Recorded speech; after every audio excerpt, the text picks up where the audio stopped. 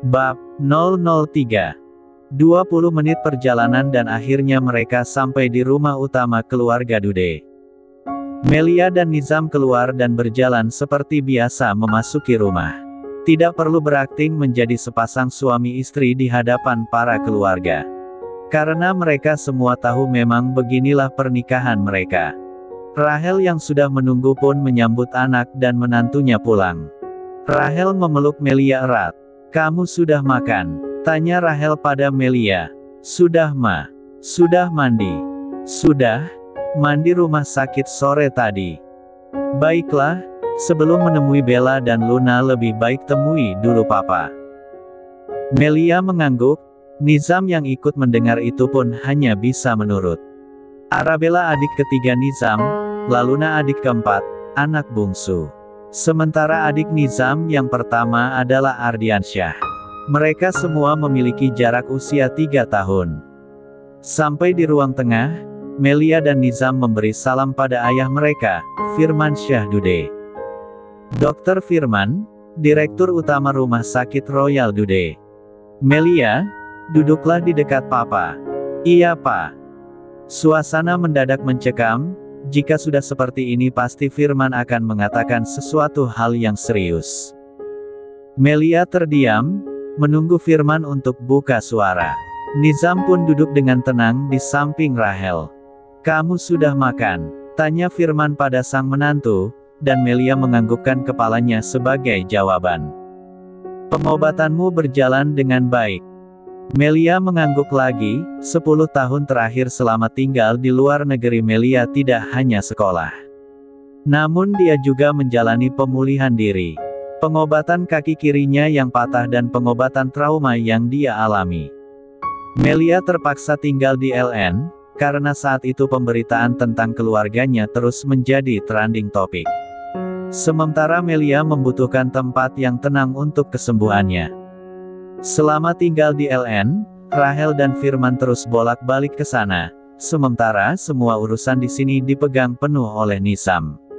Kesibukannya mengurus 2 rumah sakit sekaligus membuatnya tidak memiliki waktu untuk mengunjungi Melia, yang sejatinya adalah istrinya. Meski hanya istri status. "Sekarang kamu sudah kembali ke sini, kenapa memutuskan untuk tinggal di apartemen?" tanya Firman. Sebuah pertanyaan yang membuat Melia mencebik. Ternyata pertemuan ini untuk memarahi dia yang membeli apartemen. Dan Nizam yang juga mendengar pertanyaan itu mengulum senyum. 2 hari lalu Nizam sudah mengatakan kepada Melia untuk sebaiknya mereka tinggal dalam satu rumah. Tapi Melia bersikukuh untuk membeli apartemen. Beralasan jika pernikahan mereka harus disembunyikan. Melia tidak bisa menjawab pertanyaan Firman, hanya menunduk dan bingung. "Pernikahan kalian memang harus disembunyikan untuk sementara waktu, tapi itu kan agar kamu bisa menjadi pemimpin tanpa embel-embel nama keluarga. Agar para direksi dan pemegang saham juga yakin pada kemampuanmu.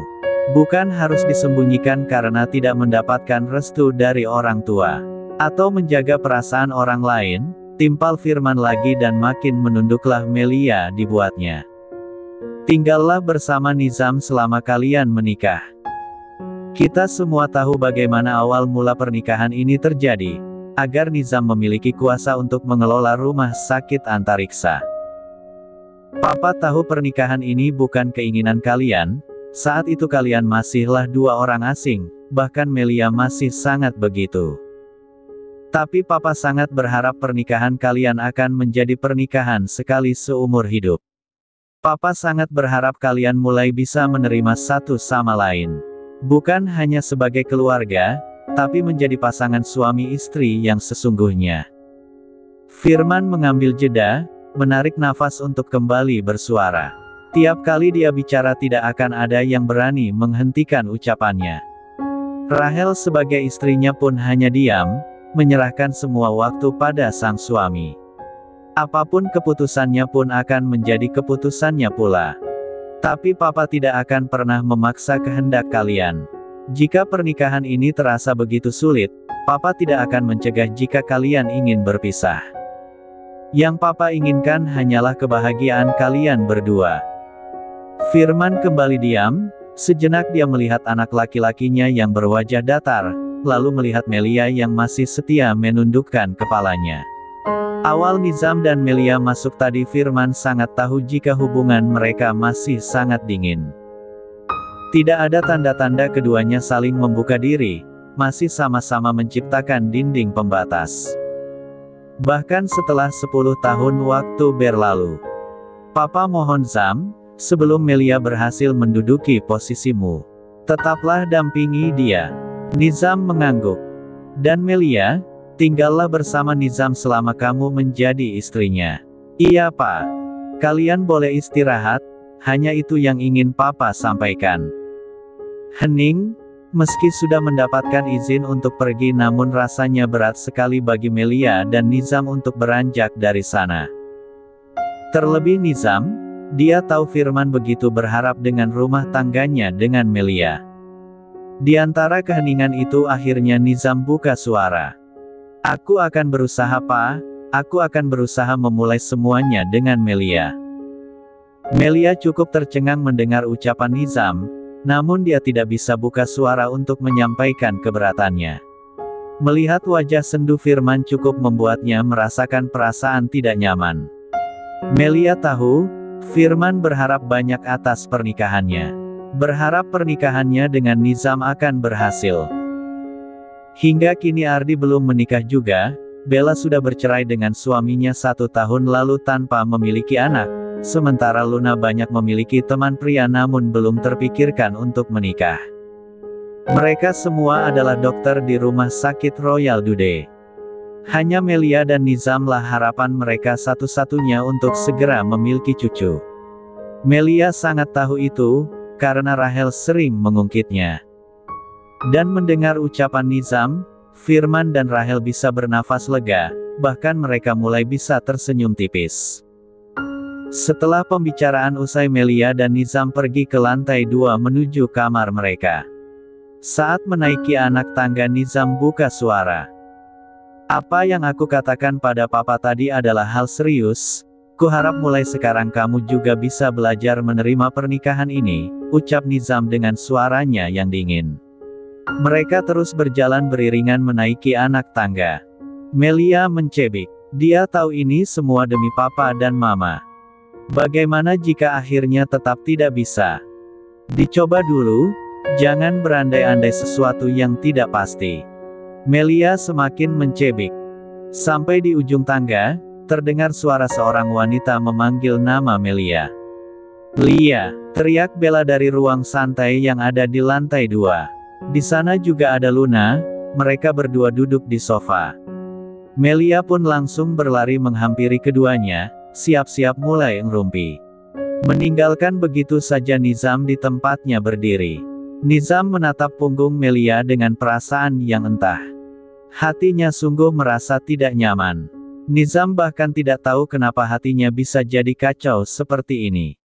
Entah cinta atau bukan, namun Nizam selalu ingin melindungi Melia. Selama Melia menjalani pengobatannya di luar negeri Nizam pun selalu mengawasi secara diam-diam. Bahkan dia mempunyai sebuah rahasia.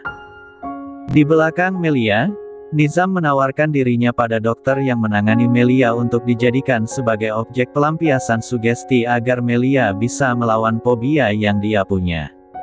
Ketakutan yang ada di dalam diri Melia ketika melihat darah diubah menjadi perasaan yang lain, perasaan marah, benci atau cinta dan kasih.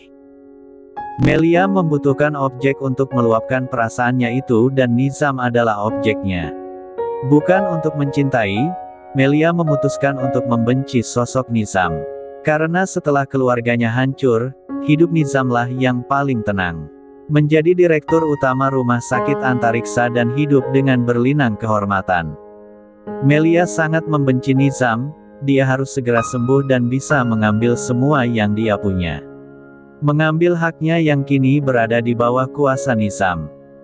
Dengan teknis pengobatan itu, fobia Melia sudah sembuh 90%. Nizam membuang nafasnya berat, setelah malam kemarin mereka melakukan penyatuan, kini Nizam menyesali keputusannya itu. Harusnya Nizam menuntut dokter itu untuk membuat Melia mencintai dia dan bukan malah membenci. Kini semuanya jadi terasa sulit. Nizam tidak mungkin menawarkan sebuah perpisahan, di saat dia sudah menabur benih di rahim sang istri. Tidak ingin kalut dengan pikirannya sendiri, Nizam pun segera kembali melanjutkan langkah, pergi menuju kamarnya dan meninggalkan Melia bersama dengan Bella dan Luna. "Papa bicara apa di bawah? Kami mau ikut." "Tidak boleh," celetuk Luna dengan suaranya yang mengeluh, karena dia sungguh ingin tahu. "Papa memintaku untuk membujuk kamu menikah." "Bohong," balas Luna dengan kesal. Melia dan Bella langsung tertawa keras. "Melia, coba kulihat lehermu, kenapa ini merah-merah?" "Tapi warnanya tidak terlalu jelas," ucap Bella sambil menyingkap rambut panjang Melia ke belakang dan mengamati leher sang kakak ipar. Luna pun ikut mengikuti. "Iya, seperti bekas cupang tapi ragu-ragu, jadi hasilnya tidak maksimal," celetuk Luna. Kini giliran Luna dan Bella yang tertawa keras. Mereka berdua memikirkan hal yang sama, ini adalah ulah si kakak sulung manusia paling dingin dan berwajah seperti kanebo kering, Alam Syahdude. "Apa semalam kalian melakukannya?" tanya Luna dengan mengerlingkan sebelah mata, genit-genit menggoda. "Ayo katakan, jangan malu-malu," goda Bella juga. Bahkan menul dagu Melia dengan usil. "Is, apa yang kalian bicarakan sih? Melakukan apa?" "Aku tidak tahu, semalam aku mabuk," jawab Melia dengan kesal. "Hah, mabuk? Wah parah. Aku akan mengatakannya pada mama." Luna si tukang ngadu. "Heish, mana boleh seperti itu. Aku tidak sengaja mabuk, lagi pula saat itu aku bersama Nizam." "Jadi kalian melakukannya di saat kamu mabuk?" Bella bertanya dengan mata melotot. "Melakukan apa? Kami tidak melakukan apa-apa." "Apa yang kamu ingat tentang semalam?" tanya Luna.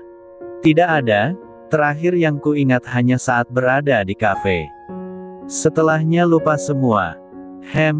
Berarti Nizam diam-diam menciummu." "Bella, ish, mana ada seperti itu. Nizam tidak mungkin melakukannya.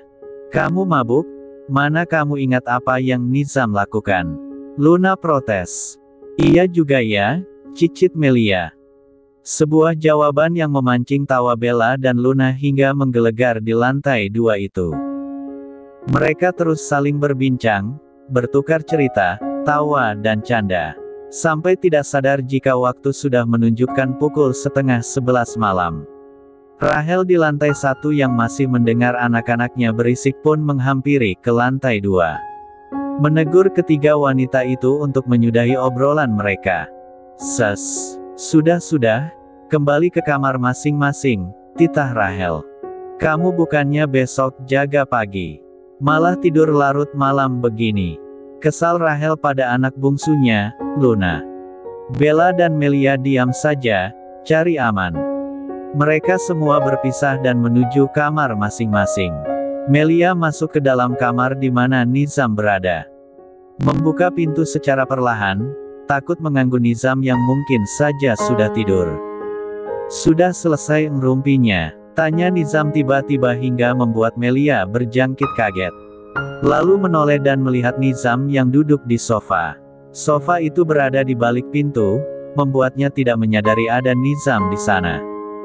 "Ya ampun, bisa tidak jangan membuatku kaget," keluh Melia. "Kamu masuk seperti pencuri, karena itulah aku menegurmu. Kukira kamu sudah tidur, karena itu aku masuk pelan-pelan biar tidak mengganggu." "Cih, tidak mengganggu. Lalu kamu pikir apa aku bisa tidur dengan nyenyak saat kamu?" Bella dan Luna tertawa keras seperti tadi, kalian bertiga seperti hidup di dalam hutan. Melia mendengus, namun sudut hati kecilnya membenarkan pula ucapan Nizam itu. Tidak ingin mengucapkan kata maaf, Melia segera berlalu dari sana dan menuju kamar mandi. Mengganti baju dengan baju tidur dan mencuci wajah. Lalu kembali ke dalam kamar dan melihat Nizam yang sudah bersiap naik ke atas ranjang. "Kita tidur seranjang?" tanya Melia dengan raut wajah tak percaya. "Semalam juga kita tidur seranjang," balas Nizam, sengaja memancing agar Melia ingat tentang penyatuan itu. Namun sungguh Melia tidak ingat apa-apa. "Jadi semalam kamu tidur di kamar itu juga?" tanya Melia lagi. "Iya, aku bangun lebih dulu." Apa kamu mencium leherku?" tanya Melia gagap. Dan Nizam langsung menatap Melia yang sedang berdiri ketika mendengar pertanyaan itu. "Tidurlah, kamu terlalu banyak bicara," balas Nizam. Pertanyaan Melia membuatnya ingat jelas tentang kenikmatan semalam, membuatnya frustasi dan ingin segera tidur. "Tidak, tidak, aku tidak boleh menyentuh Melia lagi," batin Nizam dengan mata terpejam. Melia naik ke atas ranjang dengan bibirnya yang mengerucut, menarik selimut dengan kasar dan ikut masuk di dalamnya. Tidak ada guling di sini membuat Melia semakin merasa kesal. Lia mencoba memejamkan mata, namun ucapan Luna dan Bella terus terngiang di benaknya. Tentang Nizam yang diam-diam mencium lehernya di saat dia tidak sadar. Lalu bagaimana dengan malam ini? Bagaimana jika dia kembali menciumku saat aku tidur? Tunggu, jangan mencium Melia, belum tentu Nizam menciummu kan? Itu hanya dugaan Luna dan Bella. Ya, tapi bukankah aku harus memastikannya? Nizam tadi tidak menjawab pertanyaanku kan? Aku harus tanya lagi kan? Lia terus membatin, bergelut dengan pikirannya sendiri. Sampai akhirnya dia mengambil keputusan untuk buka suara dan memperjelas semua. Dia tidak ingin membuka seperti Bella dan Luna, dia butuh kepastian. "Zam, kamu sudah tidur?" tanya Melia, meski ragu namun dia mencoba yakin. Tidak ingin membuat suaranya terdengar bergetar. "Aku tidak akan bisa tidur jika kamu terus menggangguku." "Kalau begitu jawab dengan tegas, kamu mencium leherku atau tidak? Apa lehermu sangat menggoda sampai aku menciumnya? Jawab saja, mencium leherku atau tidak? Memang kalau aku mencium lehermu kenapa? Aku akan mematahkan lehermu." Nizam mengulum senyum di antara kedua matanya yang terpejam. Sekarang dia tidur dengan memunggungi Melia, lalu berbalik dan menatap istrinya yang sudah menyambut dengan tatapan tajam. "Apa kamu menggodaku?" tanya Nizam dengan tatapan yang entah, tatapan dingin namun terlihat menggoda, sedikit meremehkan Melia dan entahlah, Melia tidak bisa mengartikan tatapan itu. Yang jelas tatapan Nizam saat ini sangat menyebalkan. "Percaya diri sekali, siapa yang menggodamu?"